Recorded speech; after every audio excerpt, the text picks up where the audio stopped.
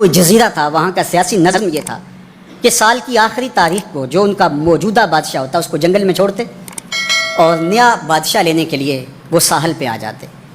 جو پہلا شخص ساحل پہ اترتا اس کو اپنا حکمران مان لیتے، جو بھی حکمران بن جاتا وہ خوش ہو جاتا، حالانکہ اس کو بتا دیتے کہ ایک سال کے لیے تجھے منتخب کیا ہے، سال کی آخری تاریخ کو تخت سے اٹھائیں گے، باندھیں گے، جکڑیں گے اور اسی جزیرے کے دوسرے کنارے ایک جنگل ہے جہاں خاردار جھاڑیاں اور موذی جانور ہیں، وہاں تجھے پھینک دیں گے۔ وہ بھول جاتا، کہتا دیکھی جائے گی۔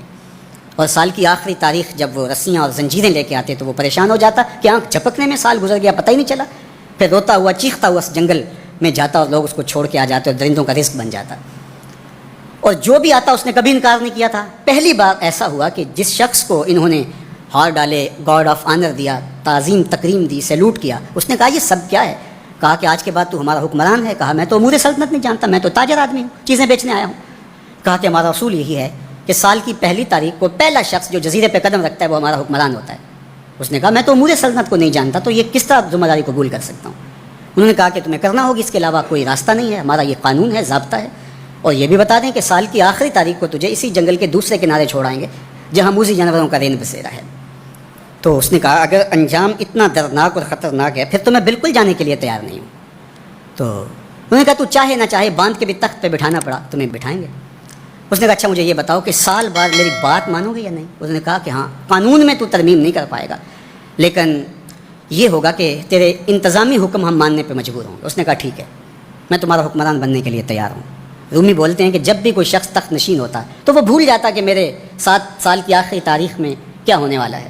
وہ عیش و عشرت کرتا اور یوں وقت گزارتا، سال کی آخری تاریخ آنکھ جھپکنے میں آ جاتی۔ لیکن یہ پہلا شخص تھا تخت نشین ہوتے، اس نے پہلا حکم نامہ جاری یہ کیا کہ کمانڈوز بلائے جائیں۔ بلائے گئے، کہا اس جنگل میں چلے جاؤ جہاں تم بادشاہوں کو پھینک کے آتے ہو اور وہاں کے موذی جانور کاٹ ڈالو۔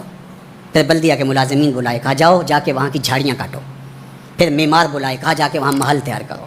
کچھ لوگوں کو بلایا، کہا جا کے وہاں پھول لگاؤ، پھلدار درخت لگاؤ، سایہ دار شجر لگاؤ۔ پوری حکومتی مشینری اس جنگل کو کٹوانے، وہاں کے موذی جانور قتل کروانے اور وہاں خوبصورت محل بنوانے، کنویں کھدوانے اور پھلدار درخت لگوانے میں صرف کر دی۔ اب سال کی آخری تاریخ کو جب وہ زنجیریں لے کر آئے تو اس نے کہا کہ مجھے کیوں جکڑتے ہو، میں خود جانے کے لیے تیار ہوں، اس لیے کہ یہ اس تخت پہ آرام سے نہ بیٹھا، یہاں بیٹھ کے تیاری وہاں کی کرتا رہا جہاں اس نے جانا تھا۔ کافر اور فاسق دنیا کے تخت پہ عیش کرتا ہے، بھول جاتا ہے کہ میں نے کہاں جانا ہے، اور صالح مومن اس تخت پہ آرام سے نہیں بیٹھتا، جہاں جانا ہے اس کے لیے تیاری کرتا رہتا ہے۔ اور جب جنازہ اٹھتا ہے تو وہ کہتا ہے اجلوا بی ولا تؤخروا بی، دیر نہ کرو، مجھے جلدی لے جاؤ، میرا تو وہاں انتظار ہو رہا ہے۔ اور پھر جب وہ وہاں پہنچتا ہے تو القبر روضۃ من ریاض الجنہ، وہ جنت کے باغوں میں سے باغ بن چکی ہوتی ہے۔ وہ سارے تھور، ساری جھاڑیاں، ساری آگ اور وہاں کے سارے بھڑکتے ہوئے شعلے بجھا چکا ہوتا ہے اپنے اعمال کے لشکر بھیج بھیج کے۔ ہم نے دیکھنا ہے کہ ہم یہاں آخرت کے لیے کچھ بھیج رہے ہیں کہ یہی سب کچھ لٹا رہے ہیں۔ دنیا کے مختلف ممالک میں جانا ہوتا ہے۔ تو ایک دفعہ میں اٹلی گیا تو وہاں ایک شہر میں مجھے کچھ دوست لے گئے، تو وہ چھوٹا سا گھر تھا، تو 20 سے 30 لوگ وہاں رہ رہے تھے۔ تو میں بڑا حیرت زدہ ہوا، تو میں نے کہا کہ آپ یہاں تنگ سی جگہ پہ 20-25 لوگ رہ رہے ہیں تو اتنی مشکل میں کیوں رہ رہے ہیں؟ تو کوئی بڑا سا گھر خرید لیں، آسودہ رہیں۔ تو انہوں نے کہا کہ جناب آپ ہمارے علاقے میں جا کے دیکھیں، 5-5 کنال کے گھر ہم نے وہاں شروع کیے ہیں۔ ہم یہاں کمائی کرنے آئے ہیں، عیش کرنا تھوڑے آئے ہیں، ہم تو چند سالوں کے لیے آئے ہیں، اس لیے ہم یہاں سے کماتے ہیں، بھیجتے وہاں ہے جہاں ہم نے ہمیشہ جا کے رہنا ہے۔ میں نے کہا یہی تو میں سمجھانے آیا ہوں، جہاں جتنا رہنا ہے وہاں کا انتظام بھی اس حساب سے کرو۔ حضور نے فرمایا کن فی الدنیا کانک غریب او عابر السبیل، دنیا میں ایسے رہو جس طرح مسافر اجنبی رہتا ہے۔ دنیا پر جینا لگا کے بیٹھ جاؤ، چند دن کے لیے آئے ہو، یہ آخرت کی کھیتی ہے، دارالعمل ہے، وہ آخر دارالجزا ہے۔